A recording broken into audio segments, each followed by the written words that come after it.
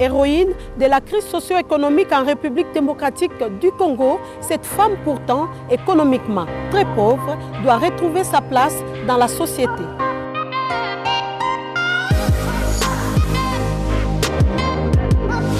Comment expliquer l'augmentation de violences faites aux femmes dans les zones non touchées par des conflits armés? Pourquoi le nombre de femmes au poste décisionnel est insignifiant? On les remarque en effet, au sein des partis politiques, il y a beaucoup de femmes. Au sein des églises, il y a beaucoup de femmes. Mais elles ne sont pas dans des postes de décision. Pourquoi cela? C'est la question que nous nous posons en ce jour. Les mariages précoces et forcés volent l'enfance à des milliers de filles, conduisent à la déscolarisation, à des grossesses non désirées. Des traitements inhumains sont perpétrés sur la femme au nom des traditions ou des lois injustes. Le meurtre des femmes pour sauver l'honneur de la famille sont parmi les conséquences les plus tragiques. Durant tout le mois de mars, la RTNC, votre télévision, va donner de la lumière sur le combat de la femme. Les avancées réalisées sur son parcours, ses peines, ses difficultés, mais aussi ses victoires. De reportages inédits et plateaux spéciaux sur des femmes privées de la parole. C'est à suivre sur la télévision nationale.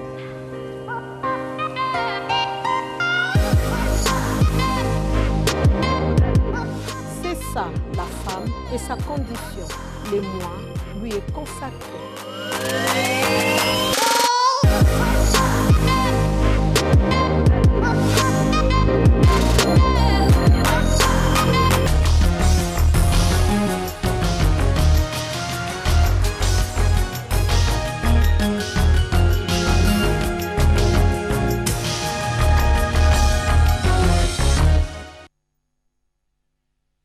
De vous informer aux 20h, Madame, Monsieur, bonsoir. Tout d'abord, les titres de ce journal. Depuis hier, la ville de Kinshasa, capitale de la République démocratique du Congo, vit dans la psychose de Covid-19, autrement appelé coronavirus. Un cas a été confirmé, annoncé par le ministre de la Santé et aussitôt, une commission de prévention et biosécurité a été mise en place. Des réunions d'urgence s'intensifient pour des mesures de riposte contre cette urgence sanitaire. On en parle dans un instant dans ce journal. Le pont route-rail est un projet panafricain. Il faudra mobiliser des milliers de dollars pour le réaliser. La Banque africaine de développement qui porte le projet organise à Brazzaville une table ronde de levée des fonds. Encore une catastrophe de trop. Un déraillement s'est produit occasionnant mort d'hommes et des dégâts matériels importants. Les images, c'est dans ce journal. Les personnes vivant avec handicap sont des personnes à part entière. Certaines ont reçu de Dieu un don particulier, sinon spécial. C'est le cas de Eugénie Kabeya, une grande couturière malgré son état physique. Angèle Mabialalandou est allée à sa rencontre. Elle nous parle de ses talents dans le cadre des activités du mois de la femme, mois de mars. Voilà pour le sommaire. Madame, Messieurs, c'est un réel plaisir de vous informer à toutes et à tous. Bienvenue à ce journal. Les Kinois ont le cœur qui bat la chamade. La capitale de la République démocratique du Congo est dans la psychose du Covid-19, autrement dit coronavirus. Les Kinois, c'est un son qui résonnait de l'autre côté de la montagne. Un cas a été confirmé hier par le ministre de la Santé. Depuis, des réunions d'urgence s'intensifient sous la direction du ministre d'État à la Santé, le docteur Longondo.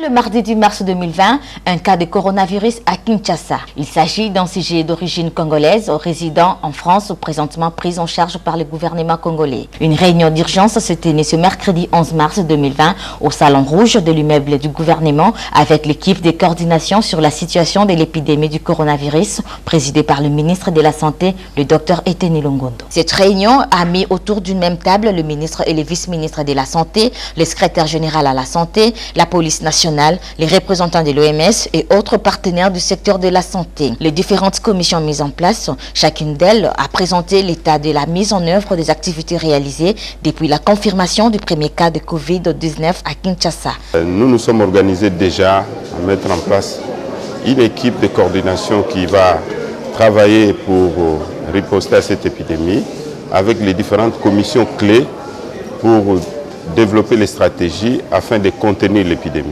Il est important de souligner que le gouvernement a débloqué des fonds nécessaires pour assurer une riposte efficace face à cette urgence sanitaire qui vient d'atteindre la RDC.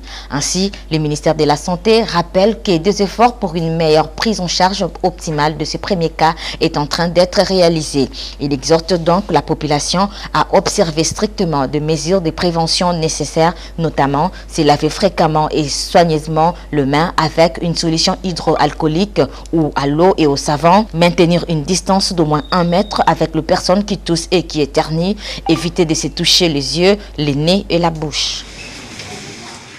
On parle autre chose à présent. Les diocèses de Bassam-Koussou dans les Grands Équateurs est confronté à des difficultés, notamment le manque d'eau et de l'électricité. Janine Mabunda, présidente de l'Assemblée nationale, et Monseigneur Joseph ont passé au peigne fin les réalités pour une intervention urgente des institutions du pays. Sylvie Moembo, Bernard Baud. Outre les félicitations pour son élection à la tête de l'Assemblée nationale, Monseigneur Joseph Makobé, évêque du diocèse de Bassam-Koussou dans les Grands Équateurs, a tenu informer Janine Mabunda Lioko des préoccupations majeures que connaît son diocèse. Très respectif aux problèmes posés par le prélat catholique, la présidente de l'Assemblée nationale, Janine Mabunda, a promis qu'une solution sera trouvée dans un bref délai. Je vais partager aussi mes préoccupations comme évêque dans un diocèse où il n'y a plus pratiquement de missionnaires. De partager ces préoccupations pour que, comme maman, comme ses filles d'église, ce qu'elle peut nous apporter comme soutien, comme encouragement, elle ne jugera pas elle. Mais nous avons été très bien reçus et c'était très fraternel. Monseigneur Joseph Makobé Ndjoku est rentré visiblement satisfait des échanges avec la présidente de la Chambre basse du Parlement pour des solutions idoines aux problèmes soulevés.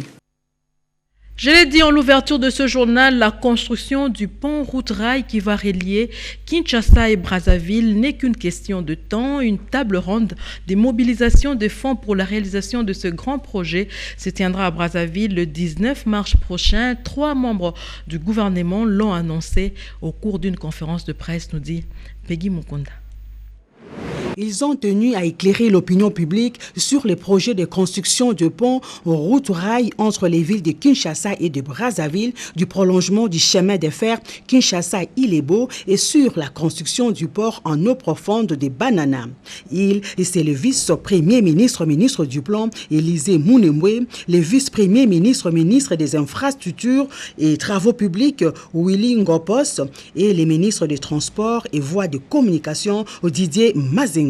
La tenue de ces points de presse, une occasion pour les ministres impliqués dans le processus d'informer les médias sur la tenue de la table ronde de Brazzaville qui se tiendra le 19 mars pour obtenir le financement de ces projets qui vont relier les capitales des pays de l'Afrique centrale par des infrastructures de transport, je cite, routières, ferroviaires, portières et aéroportières. Le vice-premier ministre, ministre du Plan, Élisée Mounembwe, est revenu sur... Il est important d'améliorer la connectivité sur le continent par le développement des infrastructures, étant donné que la relation entre le commerce, l'investissement et la production intérieure sont des relations très liées. Pour ne pas manquer cette opportunité, la République démocratique du Congo a décidé de participer à la table ronde Kinshasa-Brazzaville. Quel est l'impact économique de ces ports en eau profonde de Banana? Le vice-premier ministre, ministre des ITPR, Willy Ngopos, répond. Donc, lorsque vous avez un grand port, cela va entraîner certainement l'accostage des grands bateaux de grand tonnage, des grands paquebots, qui vont certainement amener beaucoup de marchandises et qui donneront beaucoup de travail. L'activité économique sera beaucoup plus grande, d'où cette nécessité de construire des ports en eau profonde de Banana. Des préoccupations, les risques d'impact négatifs, le ministre des Transfecom, Didier Mazenga, précise. Je vous rassure que des dossiers très avancés par rapport au dossier de pont route-rail. Le dossier de pont route-rail, la table ronde, c'est prévu le 19. Mais pour que les travaux commencent, il faut que l'Assemblée nationale puisse accepter ces projets. C'est ça les conditions.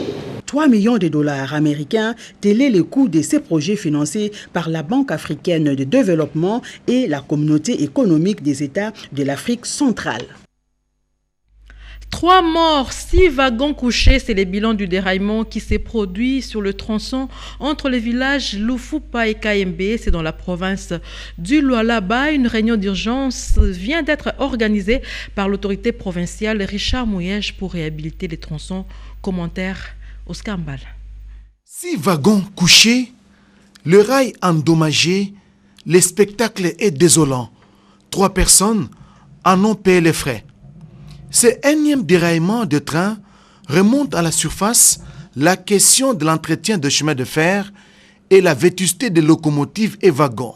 Ce train marchandise, en provenance du territoire de Dilolo, a déraillé sur les tronçons compris entre les villages Lufupa et Kayembe, à plus ou moins 92 km de la ville de Kolwezi. Informé de la situation, le gouverneur de la province du Lualaba, Richard Mouyej Manguesmans, a convoqué une réunion d'urgence avec le directeur général de la SNCC ainsi que les délégués du ministre national des Transports qui venaient d'effectuer une descente sur le terrain pour constater les faits. Il y a eu un déraillement avec 6 wagons couchés entre Kayembe et Lufupa.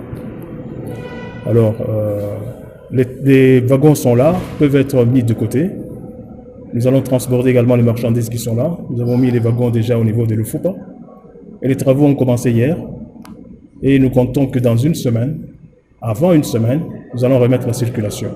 Le gouvernement provincial du Lualaba a mis les bouchées doubles pour que la situation soit vite rétablie. Notre chemin de fer date de très longtemps, qui demande de l'entretien, qui demande qu'on puisse réhabiliter.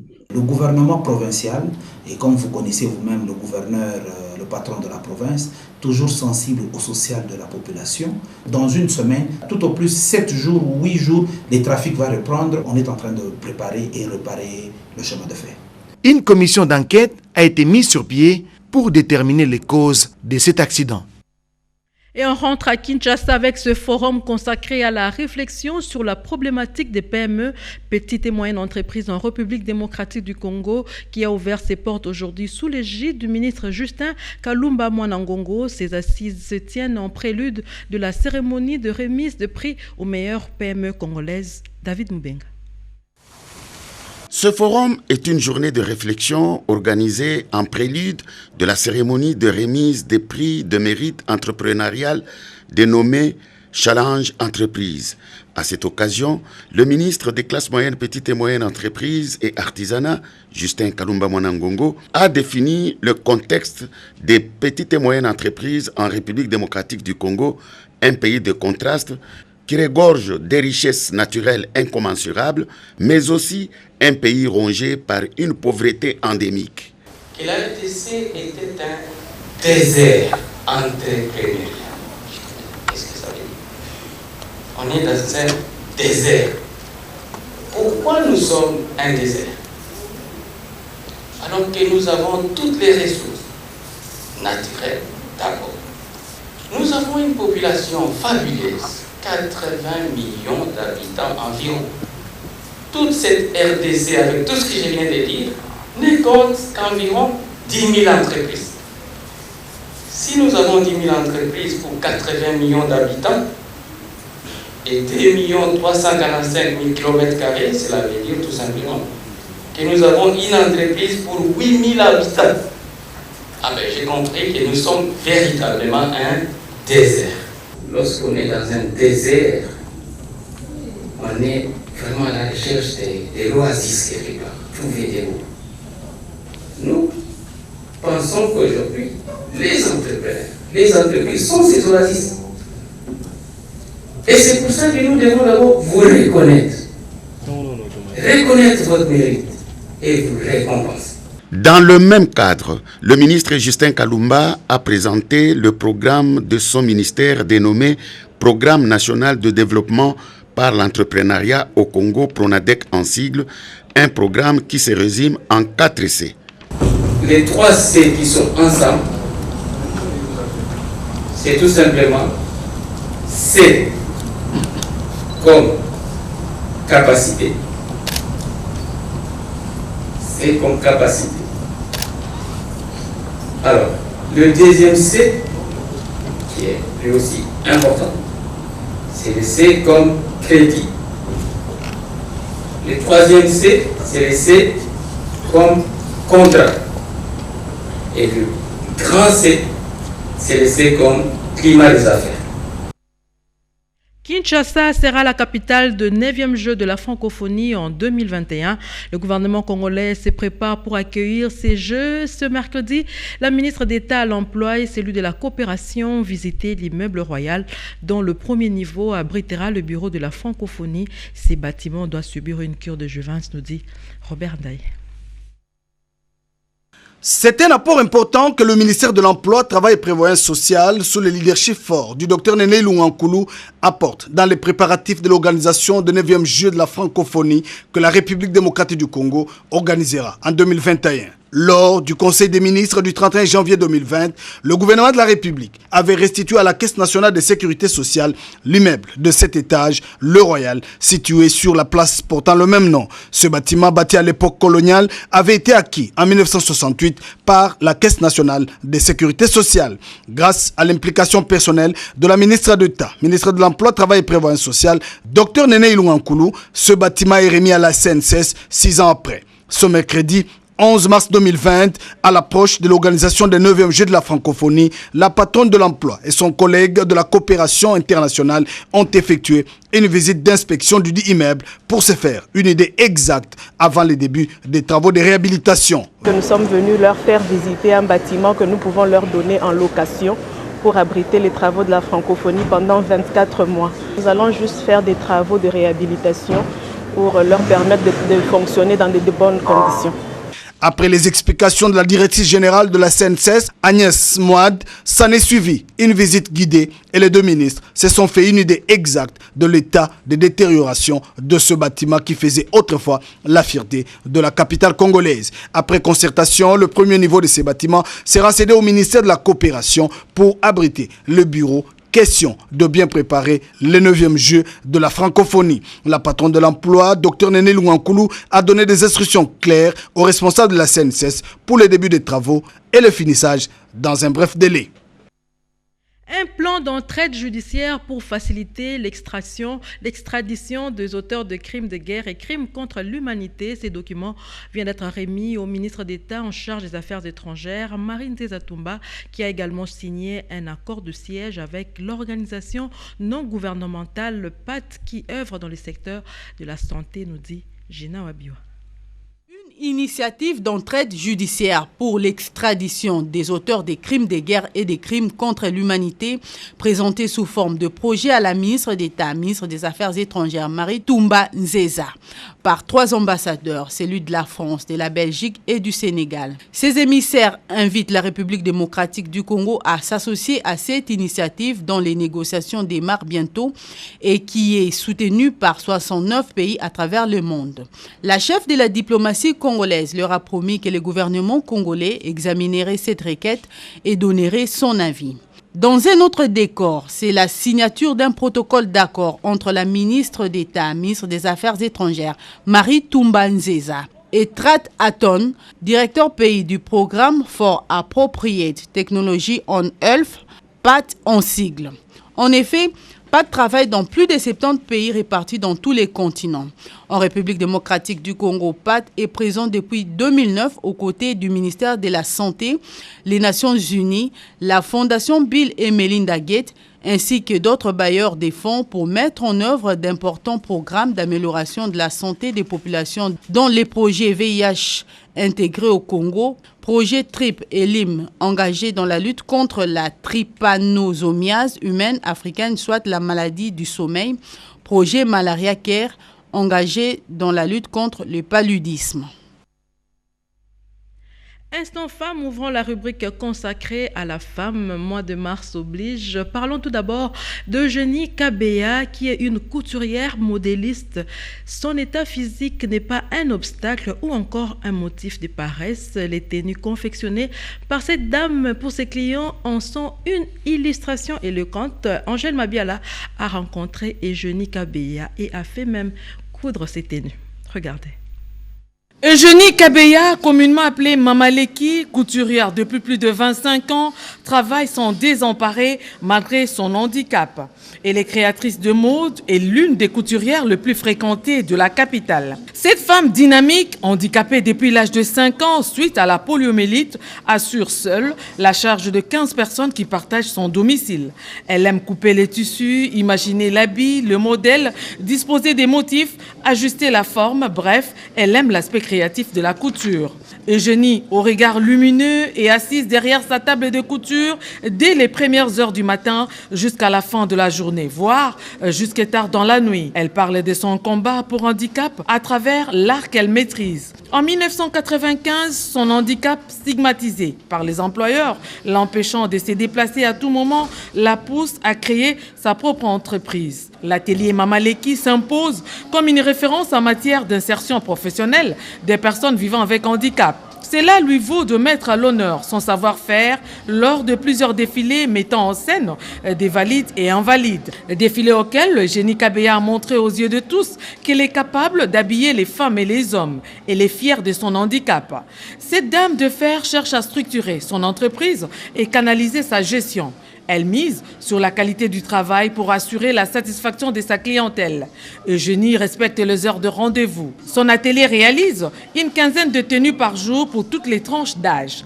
Kabeya a reçu 3 trophées. Elle encourage les filles handicapées, leur donne du courage et aussi montre qu'elles sont capables. Cette modéliste exhorte les autres personnes vivant avec handicap de ne pas se laisser faire. Elles doivent prendre conscience qu'elles peuvent exercer un métier pour se prendre en charge et être indépendantes. Le handicap, ce n'est pas dans la tête. Les handicaps, ce n'est pas dans la tête. Oui, merci Angèle Mabiala. On parle maintenant de la femme rurale. Elle garantit la sécurité alimentaire de sa famille et celle de sa communauté. C'est elle qui améliore la résilience au changement climatique et renforce l'économie. Malheureusement, la vie quotidienne de cette femme demeure la même. Il est temps d'agir pour défendre le droit de cette femme. C'est une réflexion de Luizen Tsakala. La femme rurale est une femme avec 1000 bras, femme brave et dévouée. Elle consacre tout son temps à travailler la terre, à chercher de l'eau et du bois. Malheureusement pour elle, la terre dont elle prend tant soin n'est pas sienne car elle n'a pas accès à la terre en tant que propriétaire. Cette femme rurale, qui mérite pourtant une attention particulière de tous, n'est pas totalement prise en compte par des politiques gouvernementales. Sa condition de vie quotidienne en dit long sur les difficultés auxquelles elle fait face.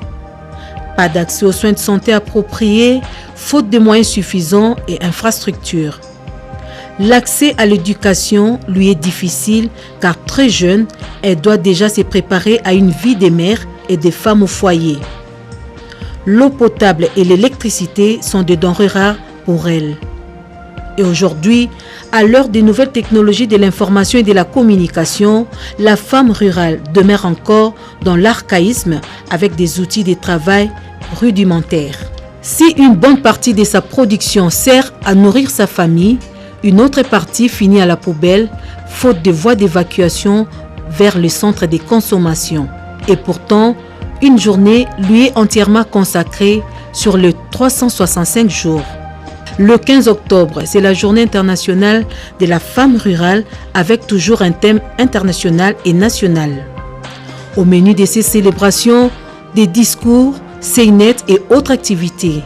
Loin des besoins sociaux des bases essentielles de cette femme, la suite, nous la connaissons tous. Elle entre dans les oubliettes. Lèvons-nous pour les droits de cette fille ou femme qui vit en milieu rural. Héroïne de la production des aliments bio, elle assure la sécurité alimentaire de sa famille et celle de sa communauté.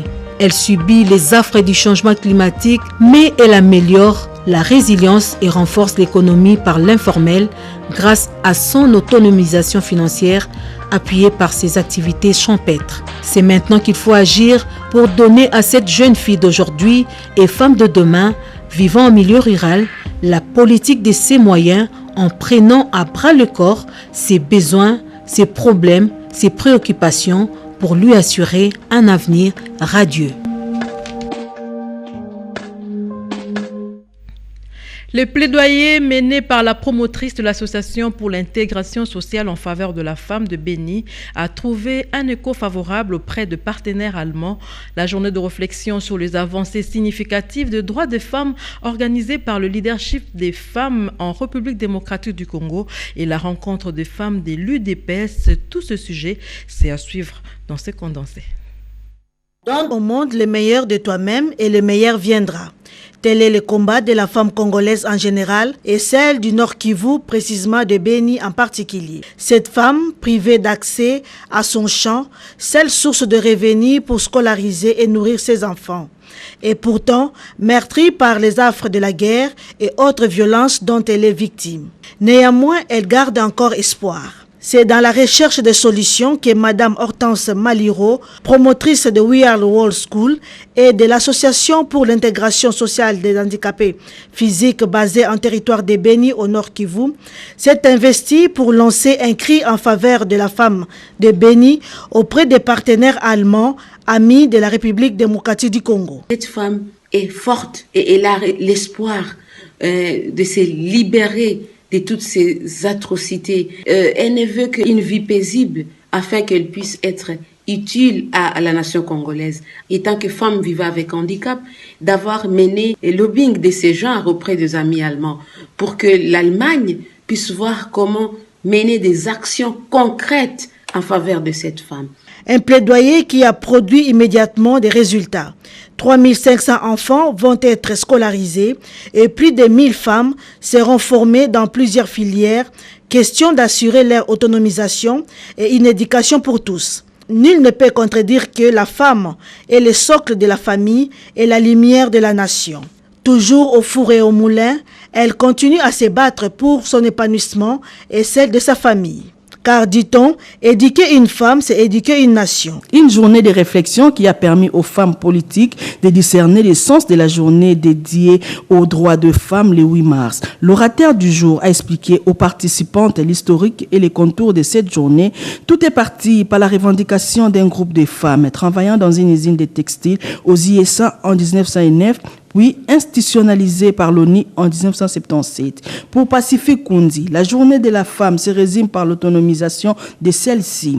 Les femmes participantes à cette journée, pour la plupart, les femmes politiques, pensent que les femmes ne peuvent pas baisser la lutte. Car il y a certes des avancées, mais beaucoup reste encore à faire. Appelons de tous nos voeux qu'à cette rentrée parlementaire, la question de la réforme électorale intégrant la dimension genre soit mise à l'ordre du jour. Rappelons que les décideurs restent silencieux face à l'ineffectivité de la promotion de la femme congolaise. Disons que l'heure a sonné de respecter et de faire respecter les différentes lois qui régissent la République. Quelques résolutions ont été formulées par les femmes, notamment un sitting des femmes dans les endroits stratégiques, la sensibilisation des femmes sur ce droit. Dans le cadre de la célébration de la Journée internationale de la femme, mais également dans le cadre de la préparation du plan d'action de la DINAFEC, il a été très capital d'échanger avec les bénéficiaires de ces programmes. Donc les femmes politiques elles-mêmes, elles ont eu à ressortir, faire des états des lieux, relever les principaux défis, mais également faire des recommandations. À noter que cette journée a été rendue possible grâce au concours de la Fondation Cartel. La France, partenaire de la République démocratique du Congo, va financer pour la seconde fois le secteur de l'éducation, la formation professionnelle dans le cadre de projet C2D. Avant l'exécution de ce projet, le ministre des Finances, Sélé Yalagouli, a évalué avec l'ambassadeur de France en RDC le projet précédent financé par la France, Pascal Katanda. Le ministre de Finances, Célia Lagouli, a présidé une réunion d'évaluation du comité d'orientation des suivis de la mise en œuvre du contrat de désendettement et de développement CDD ce mercredi 11 mars, au cours de laquelle l'ambassadeur de France, François Pijolas, la ministre de la fonction publique et celle du travail et de prévoyance sociale ont pris part. Il était question au cours de cette réunion d'évaluer les subventions CDD d'un montant de 106 373 008 € affectés pour 4 secteurs jugés prioritaires qui sont l'éducation, l'eau, l'assainissement, la gouvernance financière et la formation professionnelle. Le bilan étant positif, le comité a également examiné un nouveau contrat de désendettement et de développement entre le gouvernement français et le gouvernement congolais que la France devra financer via l'Agence française de développement, Trésor et Banque de France. Il s'agit de crédits que rembourse la République démocratique du Congo et qui sont réaffectés dans des projets de développement convenus ensemble, d'où cette structure paritaire. Je crois qu'on peut en tirer un bilan tout à fait positif, d'une part sur l'état des lieux, en quelque sorte, de la première enveloppe du C2D, sur des priorités importantes qui viennent d'être appelées par la ministre en matière d'éducation, d'accès à l'eau, de gouvernance, notamment financière et administrative. Les innovations ne peuvent pas manquer parce que les besoins évoluent avec le temps. Et le bilan fait par rapport au premier C2D nous a permis d'avoir une lecture de choses sur les secteurs qui ont été ciblés et voir dans quelle mesure recadrer l'appui des bailleurs par rapport aux vrais besoins de Congolais. Les participants à cette réunion ont reçu toutes les assurances sur la poursuite de projets financés dans le cadre du premier CDD avant la mise en place du deuxième CDD. Après avoir connu un ralentissement dû à l'attente d'une option claire de la République démocratique du Congo quant à la puissance à adopter, le projet INGA 3 vient d'être relancé. C'est ce qui justifie les travaux tenus à Kinshasa entre la République démocratique du Congo et la Banque africaine de développement du 9 au 10 mars dernier sous la direction du ministre d'État en charge de ressources hydrauliques et électricité, Maître Eustache Mouandi, nous dit Mireille Ndeke. Il était question lors de ces assises réunissant toutes les parties prenantes de relancer le projet INGA 3 en poursuivant plusieurs autres objectifs, notamment le financement des études complémentaires des préfaisabilités sur l'option de haute chute et l'évaluation de l'actuel accord de développement en vue d'une meilleure adéquation entre la puissance, la demande du marché et les capacités financières de développement. Le ministre d'État en charge des ressources hydrauliques et électricité, Maître Eustache Mouanzi Mumbembe, a dans son allocution d'ouverture martelé sur l'accélération de ces projets qui a connu un net ralentissement dû à l'attente d'une option claire de la RDC quant à la puissance à adopter. La tenue de ces assises s'avère donc indispensable pour atteindre les objectifs escomptés. À la clôture des 10 travaux, Eustache Mouanzi Mumbembe n'a pas manqué de remercier les experts pour le travail abattu avec des avancées significatives, comme l'accord et les plans de réalisation du financement des études complémentaires, le protocole d'accord révisé incluant tout le développement et les plans d'assistance de la BAD révisés et une équipe conjointe de pilotage précisée. Nous avons de besoins importants en énergie pour nos industries demain, pour l'industrie minière, pour l'industrie tout court, pour les zones économiques spéciales. Alors il nous faut 22 000 MW. Aujourd'hui la BAD nous accompagne pour la restructuration au fin de développer INGA en haute chute avec capacité de 22 000 MW. Il y a lieu de rappeler que cet atelier de 2 jours tenu du 9 au 10 mars 2020 en présence de quelques officiels congolais fait suite de 2 autres précédents ateliers organisés à Abidjan sur le développement du projet INGA 3. La connexion par réseau sans fil en République démocratique du Congo, c'est pour bientôt. Cette nouveauté dans le monde des nouvelles technologies de l'information et de la communication sera le fruit du partenariat entre la République démocratique du Congo et une société japonaise, JCA Nonomanseku. Toujours dans les soucis de relever les secteurs des nouvelles technologies en République démocratique du Congo, les ministres des Postes et Télécommunications et Nouvelles technologies de l'information et de la communication a échangé avec une délégation de Japan Congo Investment Authority, JCA, conduite par son manager Soji Suzuki. Cette entreprise qui évolue dans les nouvelles technologies, cette entreprise qui évolue dans les NTIC envisage de développer les réseaux sans fil en RDC. C'est ainsi qu'ils ont présenté au ministre Augustin Kibasa Maliba leur projet sur la technologie sans fil. Oui, bonjour, je suis originaire du Japon et nous sommes en train de travailler pour développer les relations entre le Japon et la RDC. Et particulièrement ici, nous avons développé une technologie sans fil que nous sommes venus proposer à la RDC. En tout cas, on s'est vraiment senti très encouragé par la réaction et l'engagement de son Excellence, Monsieur le Ministre. Ici est de noter par ailleurs que la technologie sans fil a fait des progrès significatifs car elle constitue une alternative au réseau